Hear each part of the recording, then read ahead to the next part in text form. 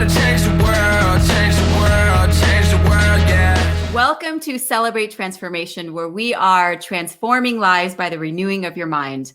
My name is Sally Colon-Petree, and I am joined by my amazing co-host, who is an international life coach to top celebrities around the world and top executives. And he happens to be one of my very good friends for over 20 years, Mr. Tim Storey. Yes, I'm excited about this. But I like how you say this, that we are celebrating transformation. Celebrating it. Yes, we are. And even in a time where we are right now, we all need to celebrate our transformation as we're changing, as we're growing in these uncertain times right now with COVID and this pandemic. Wow. Tell us about that, life coach. Well, I love that you really came up with this idea for this show, because we have been talking as friends about your transformation, which we'll get into a little bit today. But the word transformation actually means change, alteration, modification, conversion. And don't you feel like that's what's happening in all of our lives, right? Absolutely. Yes. Absolutely. Yeah. And so I think one of the great things about this show that you guys are all going to love as viewers is that every week we're going to tackle the different areas of our lives that we are going through transformation. Physically, mentally, socially, our jobs, our finances, our families, and just things that we're going through. And as a life coach for over 25 years, I have found that people go through two things at one time. That is recovery and discovery. Recovery from things that we're growing from, and discovery of things that we want to happen that are new. Okay. So we are celebrating, as you say, this transformation. So can I ask you a question to start this program? Yeah, go for it. Okay. So when I met you back in the 90s. Wow. Okay. So there's a famous lady by the name of Suzanne DePass, and she was the vice president of Motown Records. Love And her. she had later signed this amazing music group that she told me about. And it was these beautiful Latin girls. They were going to travel the world and be famous, right? Yeah. So that's when I first really started hearing about you from the Suzanne DePass. Okay. So what were those years like for you? You know, it was a dream come true for me, because I was just this little Puerto Rican girl from Chicago. I had big eyeballs for Hollywood. And I, even in my senior year of high school, I put Hollywood, here I come. I knew I was destined for something, really. I never knew that. That's powerful. We should actually show a B-roll of that. If we could do a B-roll, we will. But it's kind of funny. And so when I came out here, you know, the first thing, I came out as an actress and as a singer, and I booked this movie called 8 Heads in a Duffel Bag with Joe Pesci. And then Suzanne DePass got a hold of one of our music tracks. I was in a Latin girl group called Viva. Later on, they became So Luna. And she heard it, and she said, first of all, she's like, I need a meeting with these girls. We sat in front of her, we sang to her, and she said the hairs on the back of her head stood up the way they did when the Jackson 5, who she discovered, sang it to her. Okay, so we got to stop there, because that's so huge. Yes. You're exactly right. She's the one, because Berry Gordy was not sure that he wanted to keep them, right, because of the father, Joe Jackson. Yeah. And so Suzanne DePass, as you know, worked with the Jackson 5, Stevie Wonder, Smokey Robinson, but yet your group, she was so high on. All right, so what did that feel like, thinking like, I'm going to be a star? What did that feel like? I want to know. I mean, you know, at first it was super exciting. Like, we signed a $1.3 million record deal with DreamWorks. We were being chauffeured around because Suzanne had a driver. So everywhere we went with her, we were in her big car with her driver. Yeah. You know, it was definitely, I was living the life. I was living the life that I always pictured in my mind. We traveled the world. Our first producer was Michael Narada Waldman, who wrote Freeway of Love and worked with Whitney and everybody, all the big wigs. So we got to spend like 5 days at his camp and wrote like 4 songs with him. It was awesome. I loved it. I was living my dream. Yes. So that's an interesting thing about people, is that number one, you know, I teach this, that everybody has a calling. And then the second thing you have to do is you have to cooperate with your calling. So where was God in all this? Because I know you went to a Christian university. I did. So what was your God thinking? Well, as we were getting ready to sign this huge deal, I remember we met with our stylist and she was like, you're going to be the next, Spice Girls, and it's going to be this, and you're going to wear sexy, and everything was sexy. And I knew at that point that I had to step out of the situation, because at that time I was a worship leader at a church. My father was a pastor. I love the Lord. I grew up knowing the Lord.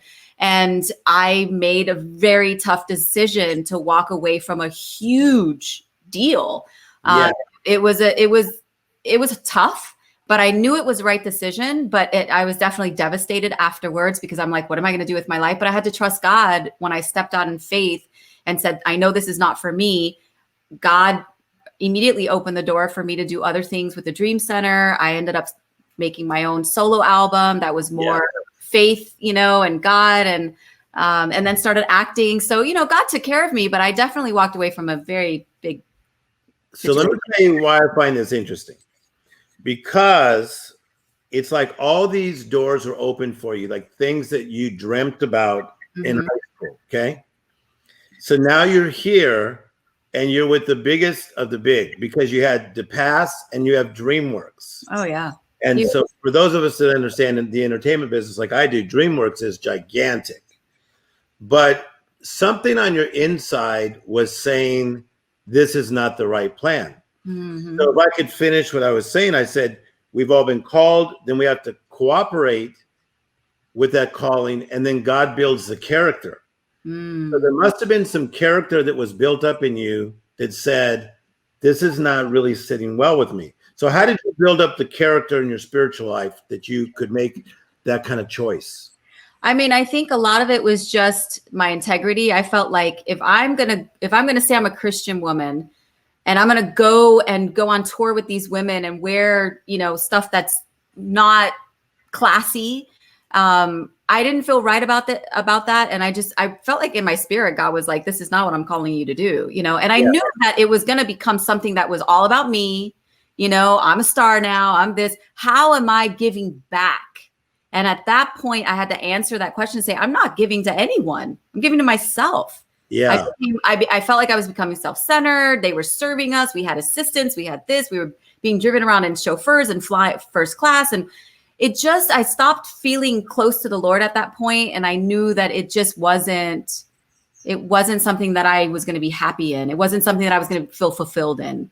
Yes. So those that are just viewing just right now, we're talking to Sally Colon-Petree. And we're talking about transformation, and transformation means change, alteration, modification, conversion. And today is kind of a talk about choices. In transformation, you have to make choices. And I'm loving what you're saying right now, because as I said, you had the calling, and then a person has to cooperate with the calling, and then God builds the character for the calling, right? And then the next thing is the courage. And one thing I know about you is you are courageous. Like, you are scary courageous. Like, we may need to pull back on the courageous. Come on, somebody. I think it's the Puerto Rican in me. I tell you, those that are watching her for the first time, I know they're like, oh my God, aesthetically, look at her. Who's doing everything on her? But you are that. Thank you. But you also are so courageous. So I think you courageously said no in that case. I did. It took, having to make that phone call to Suzanne, who had just invested 2 years into my life and the life of these girls, was probably the hardest thing. Calling the girls was hard, but calling Suzanne was hard for me, because I knew that she was going to take it hard. Because she stood up for me in a couple of situations where the girls were fighting me on certain songs they wanted to do. And she stood up for me and said, no, Sally doesn't feel right about those lyrics or whatever. So that was the toughest part, probably, because she was just such an amazing woman, and just being around her and feeling empowered around her. But I know I made the right decision. Yes. I know that one of your favorite scriptures is Romans chapter 12. Yeah. So, therefore, I urge you, brothers and sisters, in the view of God's mercy, to offer your bodies a living sacrifice, holy and acceptable unto God. This is your true and proper worship. Do not be conformed to the pattern of this world. Be transformed by the renewing of your mind. Then, Sally, you will be able to test and approve what God's will is, his good, pleasing, and perfect will. So, talk to me about that in your life. Why is Romans 12 so big to you? You know, I used to always listen to that scripture and I always loved it. But about 4 years ago, that scripture came alive in my life. I didn't really understand transformation. I didn't really know it was possible. You know, I always thought like, well, I could change a habit here. I can change this here. But I didn't know what full transformation was. And like 4 years ago, you know, I had something happen in my life and it kind of thrusted me into therapy, reading, going to different spiritual care classes, boundaries classes, as you know. And my life was completely transformed, like in a way that I didn't know how to love myself. So I was always looking for love, you know, what they say, looking for love in all the wrong places. And I finally was able to go inward and find love within myself. Yes. Which is such an amazing feeling when you love yourself and you can actually like, you know yourself in a way that no one knows you. Because, you know, somebody once said to me, like, there's 3 ways that you could be seen: the way God sees you, the way you see yourself, and the way other people see you. Right. So I saw myself one way. Other people saw me in a different way that, you know, would say things to me. I'm like, I'm not like that. What are you talking about? You know, and then of course God sees us in a different way. So I was able to sort of bridge the gap in a way where I saw a lot of what other people were seeing and I was able to admit it and then quit it, as they say. I love what you're saying. And it goes with Hebrews 11:32 that says about the great people of faith. And then it says their weaknesses were slowly turned to strength and they became powerful. Wow. So in knowing you over 20 years and you knowing me, you see how our weaknesses, plural, are turning to strength. Yes. And we're becoming powerful, which is transformation. So we are becoming powerful. And I think that so many people that are watching right now, that you guys are so down on yourselves because you don't realize what is really taking place in you. And you're not seeing it from a God's eye perspective. Absolutely. You are becoming. Talk about that, Sally, about becoming. You know, I think a lot of people, we give a lot of attention to what other people are saying, you know, good, bad, ugly, whatever it is. I think there are certain people that we should have a small circle of people. I always like to say that, like, we need like just an inner circle of people that, like, you're in my inner circle. Whenever I'm going through anything tragic, you're one of the first people I call. You know, Sherry, Eden, my friend Cindy Diane. Like, I have a very small circle of friends that I know if they say something to me, they're saying it because they love me. Then there's that outer circle of people that don't really know you, right? That are going to judge you based on what you look like or what they think you're going to act like. And then there's people that were in your life in the past that constantly want to bring you back to where you were. Yes. So there's the 3 different areas that you could be. For me, my most healthy area is what's important to me is how I feel about myself. Yes. And so that's what I would encourage anybody out there that's watching right now, that you just kind of feel like you feel down, you feel like you don't really know yourself. Like, I would say take some time, meditate, pray, get to know yourself so that all of the voices outside that are bothering you, that you give so much power to, you can start to turn those voices down and turn your voice up. You are a really good teacher. Come on My now. gosh. I learned from the best. You were my life coach. Hello. Okay, so watch how cool this is, what you just did. Because Jesus had levels of partners. Yeah. Okay, he had one, the Father, as he was on earth. So everything he did was to the Father. And then he had the 3 that were known as the sons of thunder, Peter, James, and John. Then he had the 12, which Peter, James, and John were a part of. Then he had the 70. Then he had the multitude. Now watch how cool this is. Wow. To the Father, he told everything. To Peter, James, and John, which is me, Sherry, and Eden in your life, he told a lot. Wow. To the 12, he told a lot, but not as much to the 3. And to the 70, he spoke in parables. Wow.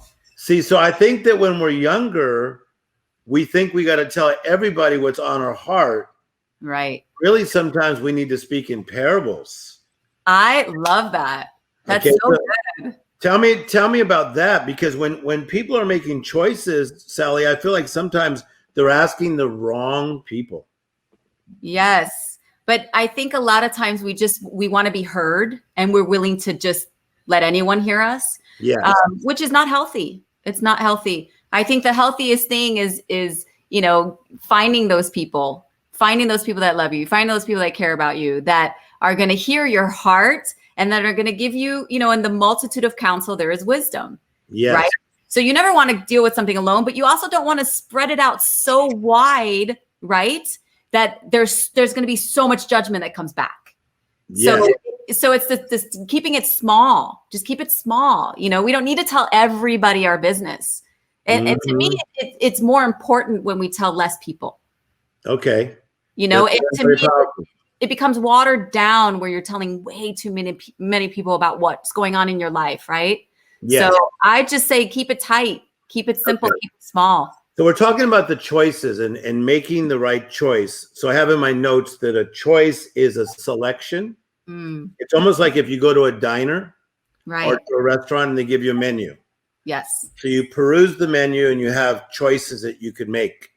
Right. When you have the energy that you have and the gifts that God gave you, there were a lot of selections coming at you, Sally. I watched. A lot. And you would just say no nonstop.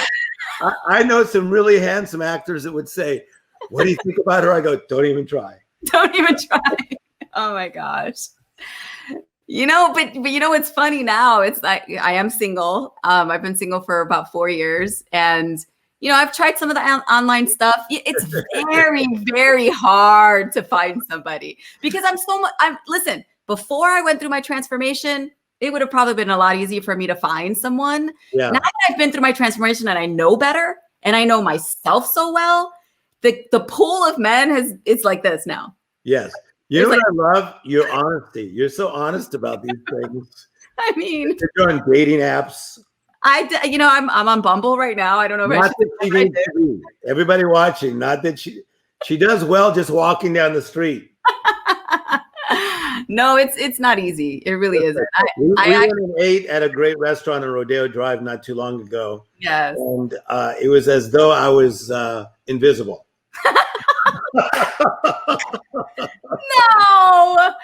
No, that's not true. There's women, trust me. There are women checking you out too. Okay. I saw them. Next subject. All right. So let's talk we talked about some of the joy of transformation. Yes. But let's talk about some of the pain of transformation. Both of us have children. Yes. And we know that when children have growth spurts, many times like their bones ache. They do. Growing pains. Growing pains. And so you've been through growing pains. I've been through growing pains, right? Mm-hmm. And so let's go back to this time where you said no to this big record deal. And I did see that movie, 8 Heads in a Duffel Bag, because my good friend Diane Cannon was in it. That's right. Diane Cannon's in it with me. And Joe Pesci. I mean, come on, please. And you played the maid, and you did a great job in that. Thank you. Yeah, you did all your scenes correctly.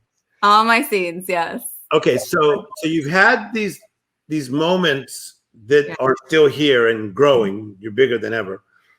But there's also those tough times in life where you feel like you're going through those growing pains. Mm-hmm. Give me one that's happened even within the last 5 years of a growing pain. We've got about 10 minutes left today. Yeah. I mean, the biggest thing was the D word. Can we talk about the D word? Yeah. Let's talk about it. The biggest one for me was I got divorced 4 years ago. I walked away from a situation that I felt for me was no longer healthy. We have a great relationship now. We're co-parenting our children, but it was one of those where I had to be courageous. It was like when I left Suzanne, I had to be courageous. When I left my marriage, I had to be courageous. And I didn't really know what was in the future, what was coming up. So it was a little bit scary, especially for a woman who now becomes single after being sort of taken care of by a man. I was still working, but he was the breadwinner. And I walked away not knowing what was next. It was scary. I was freaked out. I didn't know if I made the right decision or not, because you get pulled back in when you get scared. You're like, well, maybe I should go back. But no, I knew it was the right decision. And so what was the question? No. But let me add to this because Yes. I know you both. Yes, you And did. so the thing is about your ex, who's also the father of your two amazing daughters, Thank you. is Yes. that I like him. Yeah, he's a good guy. He's a really good guy, Yeah. great worship leader. Yes. And I have a Hollywood Bible study, and he's come and performed many times, and everybody loves him. Yeah. Okay. So, Absolutely. but I love that we're talking about this in this form, Yes. because what happens is that a lot of really excellent people go through difficult things. Yes. And I think that in the past, even if you go back to like the 50s and the 60s in Christianity, people were afraid to talk about the challenges, whether they had a challenge with their daughter or their son or their own personal life, or even in their marriage. Right. I'm loving that in the days that we're living in now, that you are opening up because you are a strong Christian leader. Like there was just an event for the Dream Center, and Sally Colon helped put it all together and brought in a lot of gigantic stars to do it. So you play on this star platform, but yet you are willing to be vulnerable, right? And authentic and say, hey, I've been through pain as well. Absolutely. No, and I think that's why this show came about, really. You and I have been, we've been friends for a really long time. We've gone through a lot. You've seen some of the things I've gone through. I've seen some things you've gone through,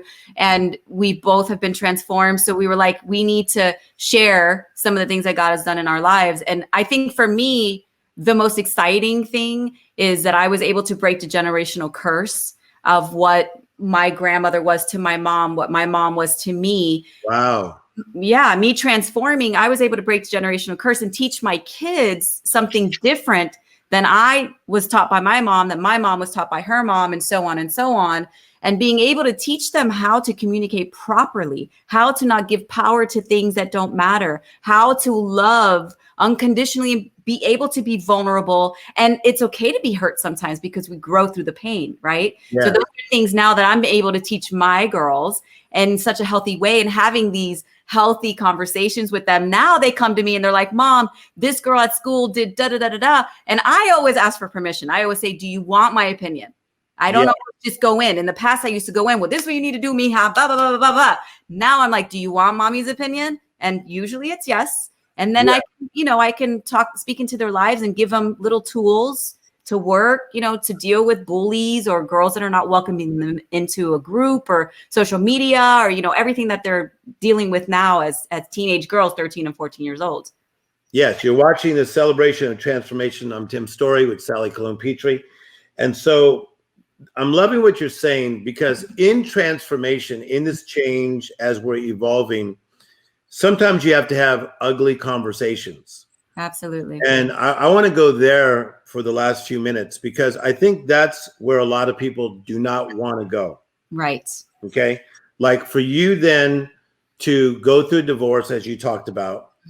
And I remember a really good friend of mine, Miles Monroe, said this. He said, divorce is divided force. Like you had force together, like you guys were a team. Yes. And now there's divided force. So no wonder there's a ripping.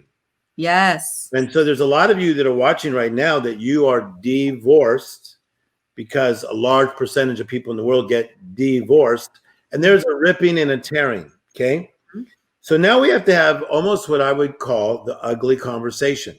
Right. And that's a conversation maybe with your pastor or with your therapist or with your friends.